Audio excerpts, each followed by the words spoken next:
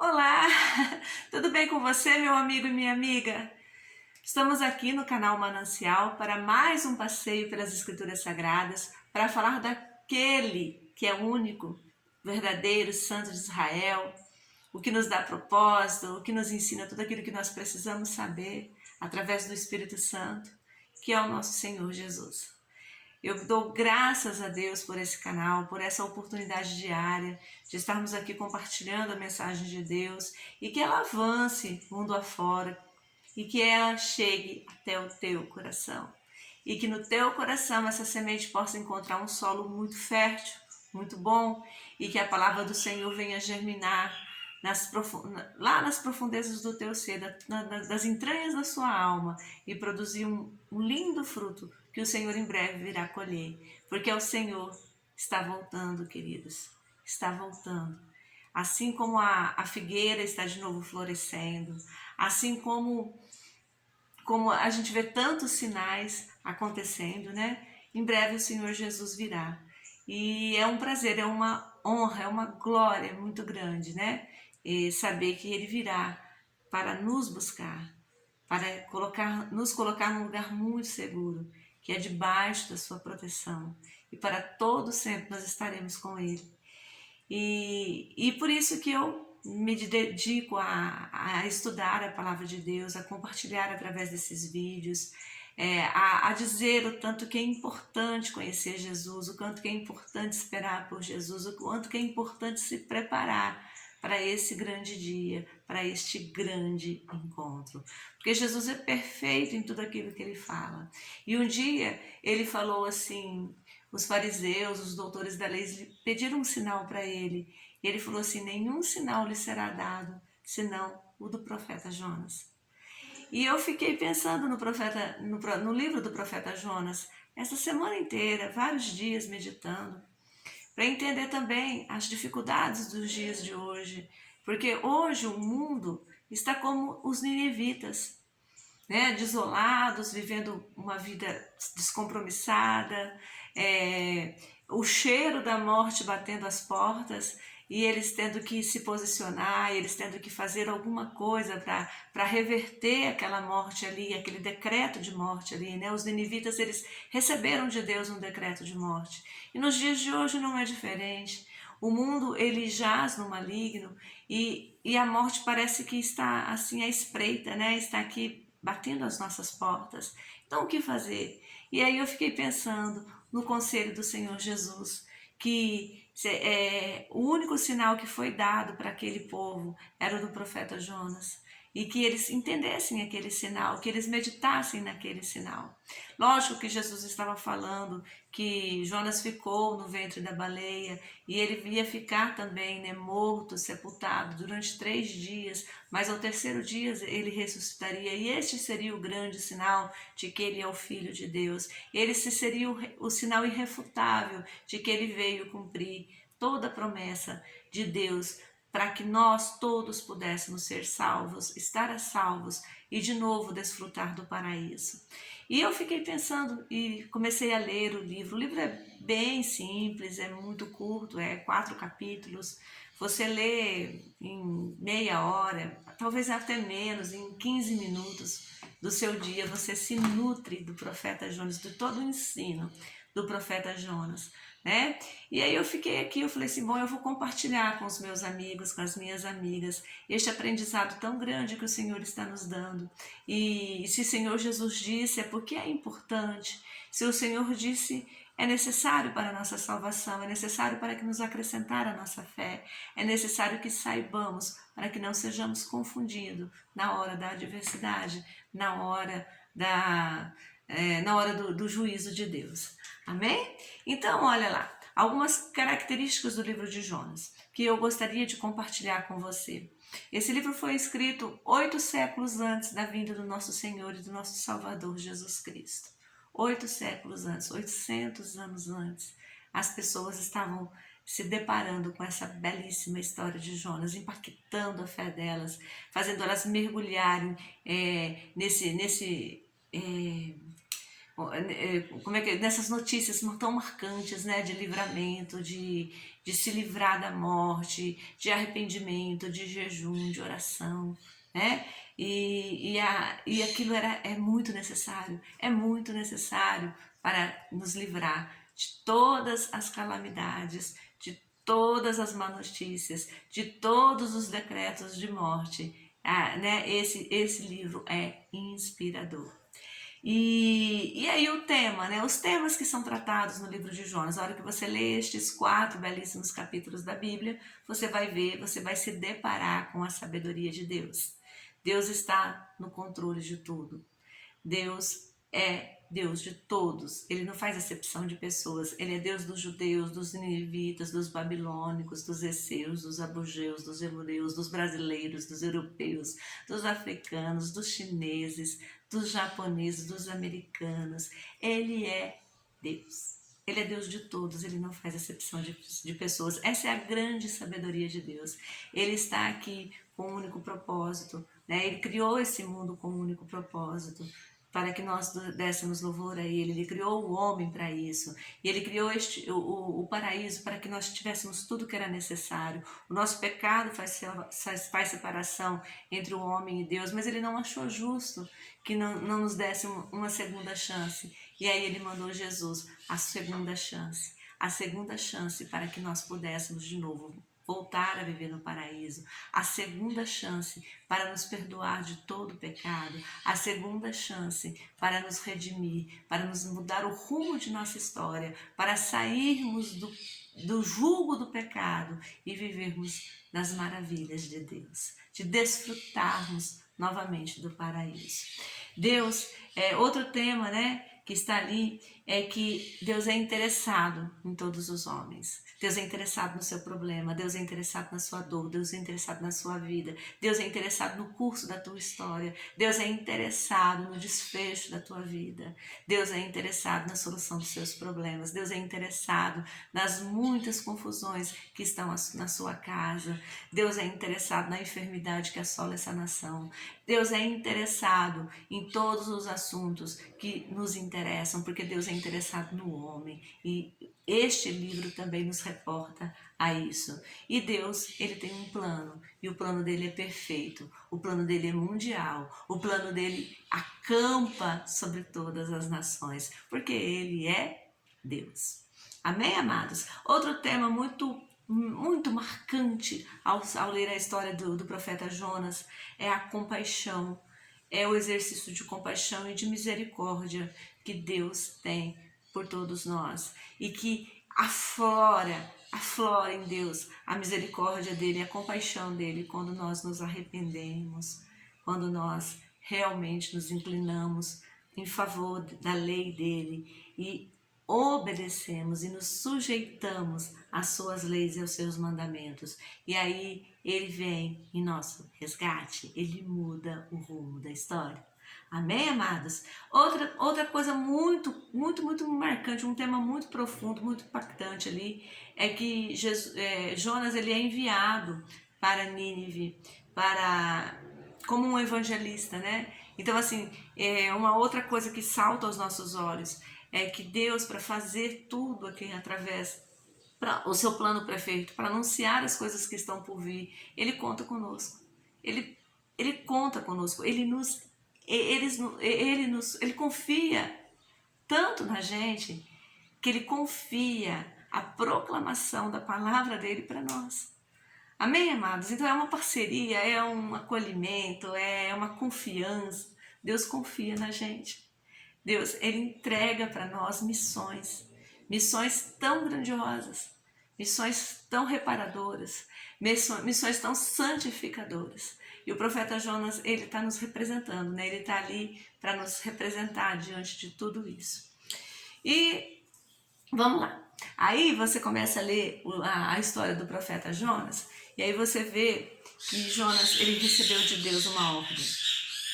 Vai para Nínive pegar minha palavra. Vai para Nínive dizer que é para aquele povo que eu vou destruir tudo, que eu me cansei daquele pecado, eu me cansei daquela vida, deles nem prestarem atenção na minha existência, eu me cansei daquele povo virar as costas para mim, eu vou destruir Nínive. E aí o profeta Jonas, o quê? Eu vou chegar lá, vou falar isso, vou morrer. Eu não vou para Nínive, eu vou para Tarsis. Aí pegou um navio e foi. Mas alguém pode se esconder de Deus, amado? Alguém pode impedir Deus de agir? Quando Deus mandar você fazer algo, acaso você acha que você consegue ficar sem fazer aquilo? Ah, ela é do engano, muito engano seu, né? Você não consegue. E aí, o que Deus fez? Deus fez uma reviravolta no mar. E aí aquele navio era jogado para cá, era jogado para lá, e os marinheiros ficaram atônicos, os marinheiros sabiam que não era uma tempestade comum, era o manifestar de Deus ali. E aí eles queriam que o mar se acalmasse, aí Jonas, vou jogar a sorte, descobriram que era Jonas, que era o problema. Aí Jonas falou, não, pode me jogar no mar, vocês não merecem morrer, eu que estou desobedecendo a Deus, eu que estou fora dos planos, eu que estou indo contra a vontade do meu Deus, pode me jogar no mar, porque eu é que mereço morrer. E os marinheiros, temendo a Deus, eles jogam, mesmo temendo a Deus, assim, eles eram ímpios, eles eram impenitentes, mas eles viram a fúria da natureza, eles viram a força de Deus ali, eles reconheceram.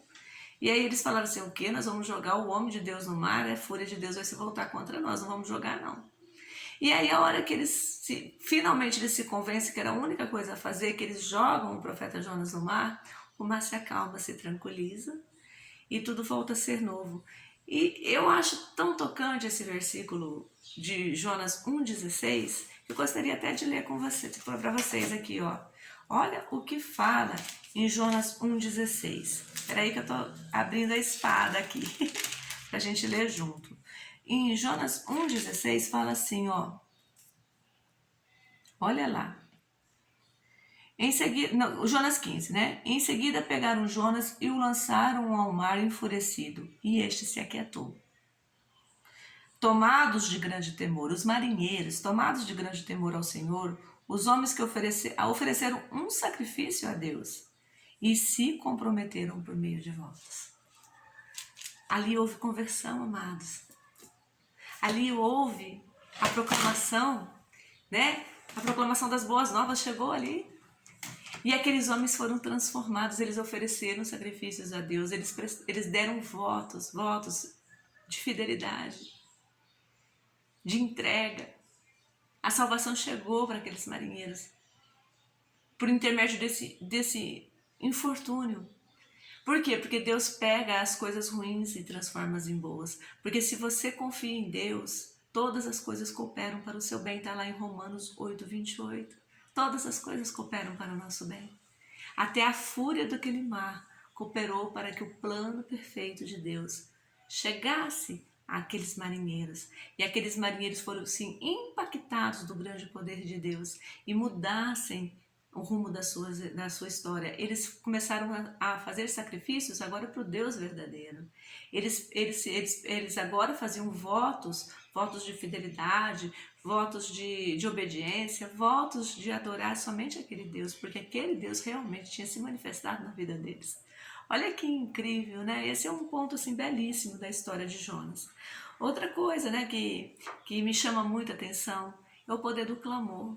Aí Jonas é jogado no mar, o mar se acalma e um peixe, né, como eu deixei aqui na imagem para você ver bem, um grande peixe vai lá e abocanha Jonas. Tudo preparado pelo Senhor. Aí você vai falar assim, Ana, que é isso? Isso é ficção. Isso é ficção? É ficção, é. Será que é ficção? Para você pode ser, para mim não é. Para mim é a palavra de Deus se cumprindo. Como eu acredito que Sadraque, Mesaque e Abednego foram jogados na fornalha ardente e passaram ilesos. Ali não é ficção, ali é poder de Deus.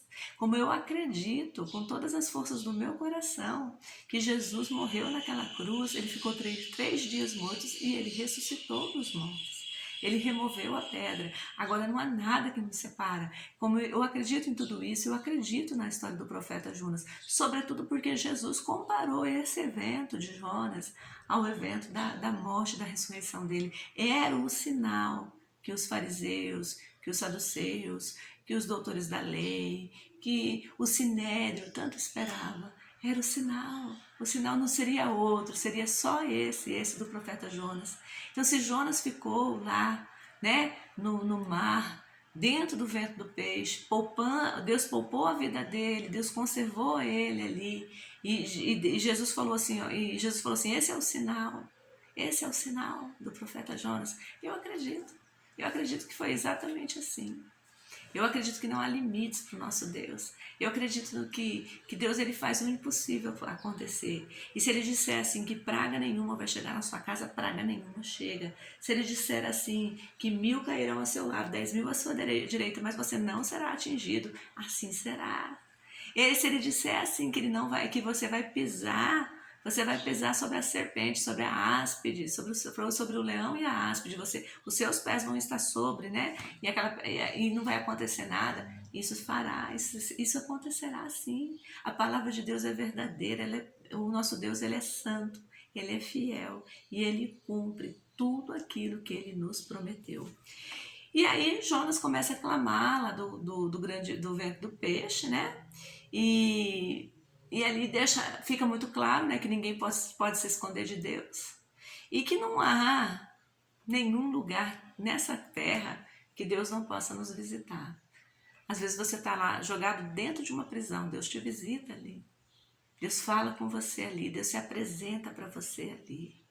Às vezes você está moribundo num leito de hospital entre a vida e a morte. E você pode estar pensando assim, Deus se esqueceu de mim, Deus não se esqueceu de você. Clame a Ele como o profeta Jonas clamou da entranha lá do grande peixe, lá nas profundezas do mar. Clame e Ele te ouvirá. Clame porque não importa aonde você esteja, importa que enquanto você estiver vivo, você pode clamar. Você pode clamar e o nosso Deus vai te ouvir. Ele ouve sim. O Brasil, o que o Brasil precisa fazer? O Brasil precisa clamar, as nações precisam clamar. Todo o povo precisa clamar. Está debaixo de aflição, está debaixo do jugo da miséria, do desemprego, da morte, da opressão. Clame a Deus.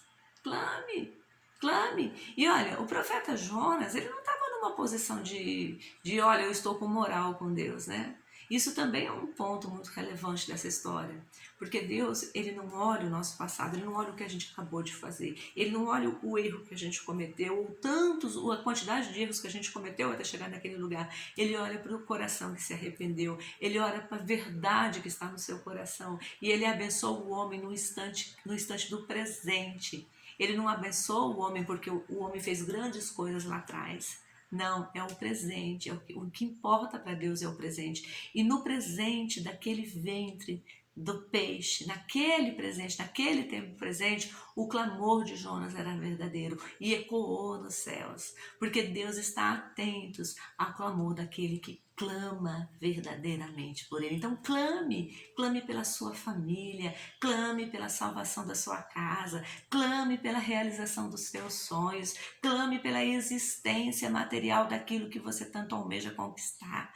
Clame por uma vida nova em Cristo. Clame a Deus. Ele está pronto, Ele está com os ouvidos prontos, Ele está inclinado em seu favor. Só basta você clamar. Então creia e creia. A nossa parte é a mais fácil, a parte de Deus é a mais complicada, porque é Ele que faz o impossível, a nossa é só pedir por Ele, amém? Então a nossa parte é bem mais fácil. Aí, amados, aí você vai lendo e o Senhor ouviu o clamor de Jonas e conduziu o grande peixe até a beiradinha de Nínive, e lá o Jonas foi jogado para fora e ele caiu em solo ninivita. Ele não queria ir para lá, mas Deus mandou que ele fosse, então ele teve que ir.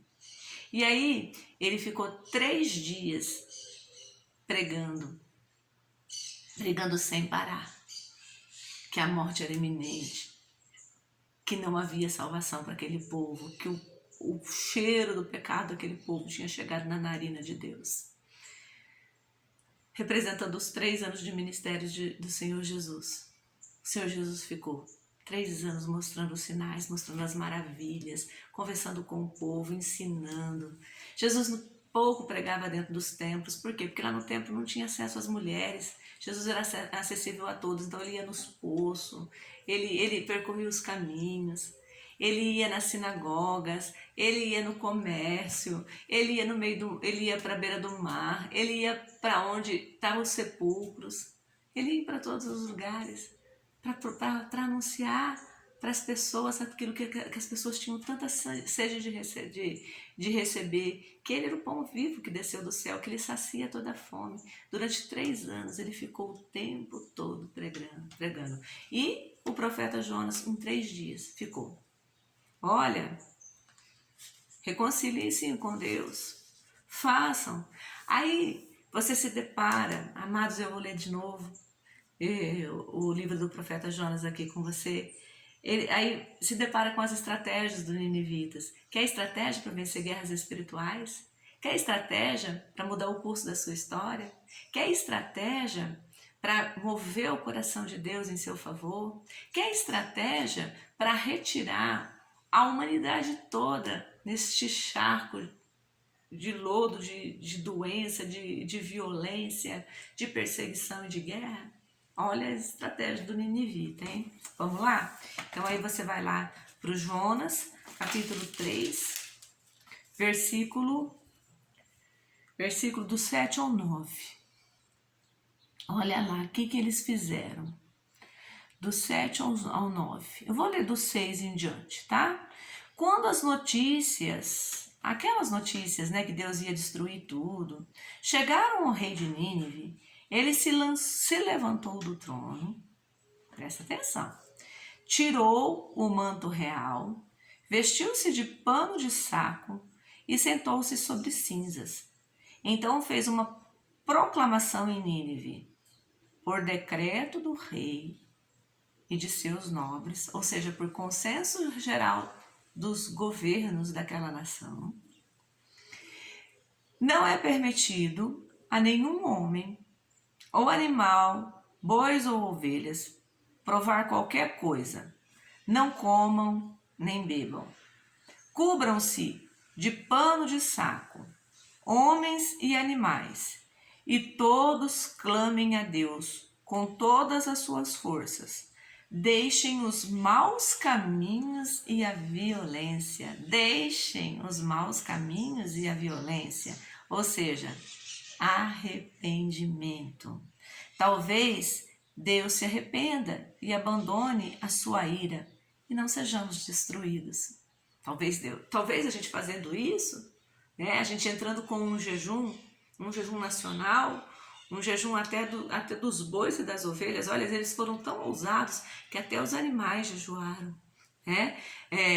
Eles foram tão ousados diante de Deus, né? Ele falou assim, a gente não serve esse Deus, mas ele mandou que vai nos destruir. A gente crê que ele pode fazer isso. Então vamos orar, vamos nos vestir, vamos nos santificar, vamos tirar, né? Vamos jogar cinzas e nos vestir em pano de saco. Ou seja, vamos nos humilhar. Vamos nos humilhar. Um rei se despojar do seu manto, se despojar dos seus anéis, das suas riquezas, colocar vestes de saco e cobrir a cabeça dele de cinza. É porque ele realmente estava movido, né, comovido com a pregação de Jonas. Né, o Jonas deve ter pregado com tanta ousadia, com tanta intrepidez, com tanta vontade de ver aquelas vidas transformadas, né?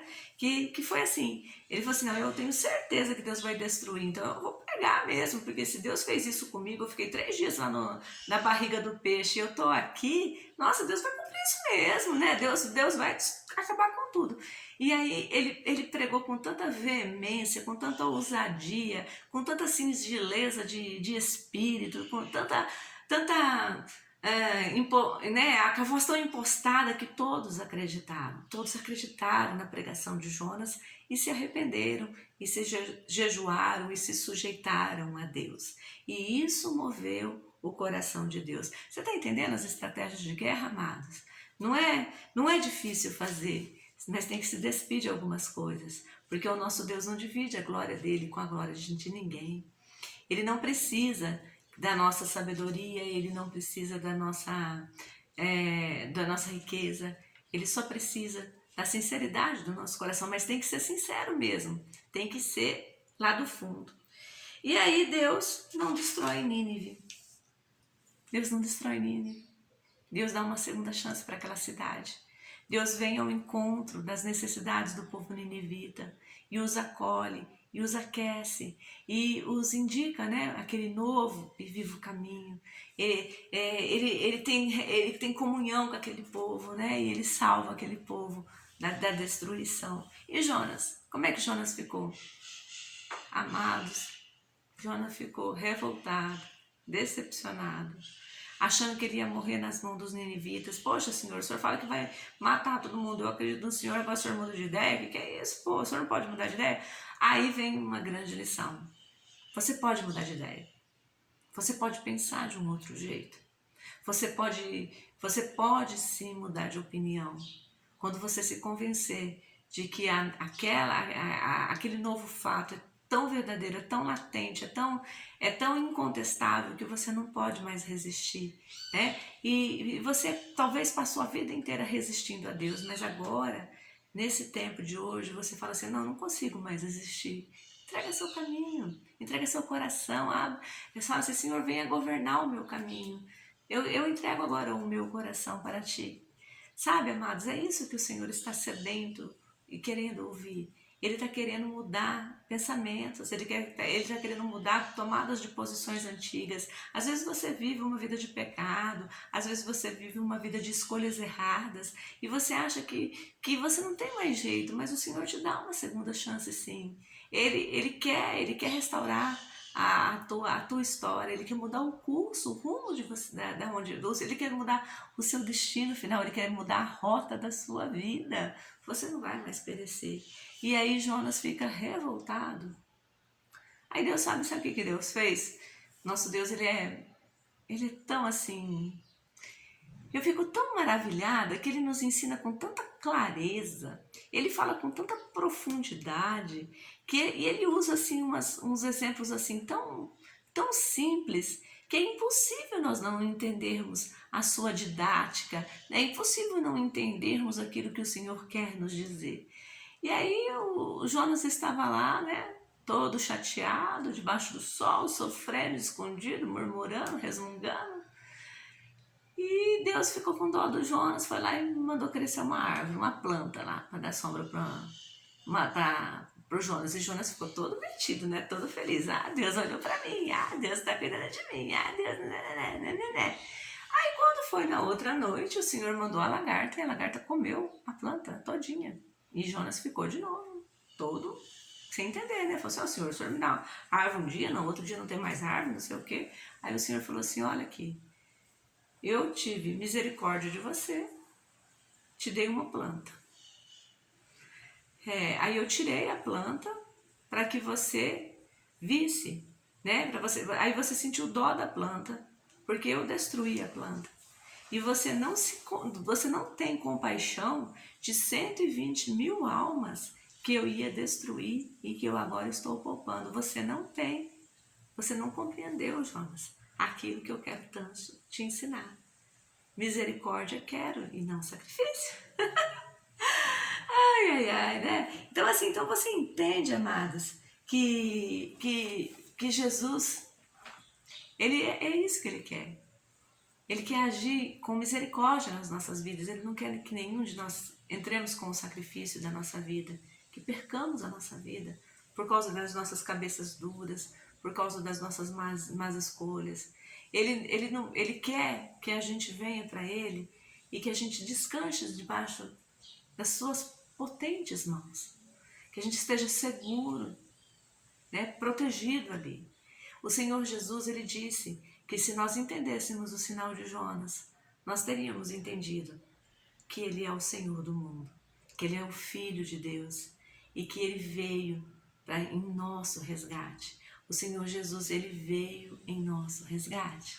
Ele veio em nosso resgate. Ele tem todo o poder. Ele tem a chave do inferno e da morte. Ele tem toda a autoridade para mudar o rumo da sua história. O Senhor Jesus, ele é tudo que você precisa para alcançar a vida eterna. Você está entendendo, meu amigo? Então venha para junto do Rei. Se assente na mesa do Rei. Tome seu lugar de honra na festa que o Rei está preparando para as bodas do Cordeiro. Não fique de fora do céu, porque você é nascido para ser filho de Deus e para que tudo te vá muito bem. Você entendeu o que eu estou falando? Você entendeu a maravilha que é esse profeta Jonas nas nossas vidas? Graças a Deus pela vida dele. Graças a Deus que nós possamos, através da vida dele, dos ensinos de Jesus, nós podemos compreender todo o plano perfeito de Deus para que nós pudéssemos usufruir da eternidade ao seu lado. Amados, e a estratégia dos ninivitas? Você entendeu como vencer suas guerras? Como usar as armas mais poderosas que move o coração de Deus e que abre a chave do impossível, que faz o impossível se tornar possível, que é o jejum, que é a oração, que é uma vida consagrada, que é uma vida de arrependimento pelas coisas erradas que nós outrora praticávamos e agora não praticamos mais. Que você possa ter alimentado o seu corpo, a sua alma e o seu espírito, porque um dia, amados, tudo vai passar, exceto a palavra do Senhor. E é nela que nos agarramos para alcançar a vida eterna.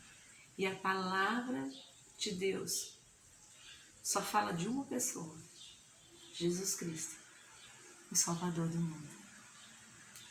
Bye! Até o nosso próximo devocional.